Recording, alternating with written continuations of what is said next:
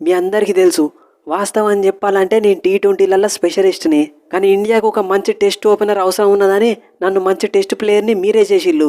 వాస్తవానికి నేను T20లలో ఎట్లా ఆడతానో గల్లీలల్లో పిల్లగాళ్ళని అడిగినా చెప్తారు.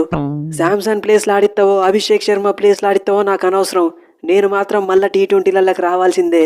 అది కాదు జైస్వాల్ బ్రో, మీరు టెస్ట్లలో ఆడతా అంటే మేము టెస్ట్లలోకి వస్తామని ఎప్పుడన్నా అన్నావా? ఏదో దేవుడిచ్చిందే చాలని నేను శాంసన్ పై మంచిగా T20లలో ఆడుకుంటాను.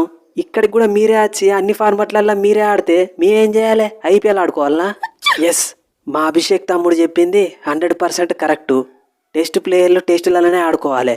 మా T20లకి వచ్చి కబ్జా చేస్తామంటే చూసుకుంటా కూర్చోం. అసలు ఇది అంతా కాదు.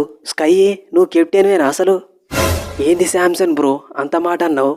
మరి లేకపోతే నేను అభిషేక్ ఇష్టం ఉన్నట్టు 6లు 4లు కొట్టి మ్యాచ్లు సిరీస్లు గెలిపిస్తే మమ్మల్ని బ్యాక్ చేయాల్సింది పోయి సైలెంట్గా ఉంటానవేంది? కరెక్ట్ గంభీర్ బాబాయ్.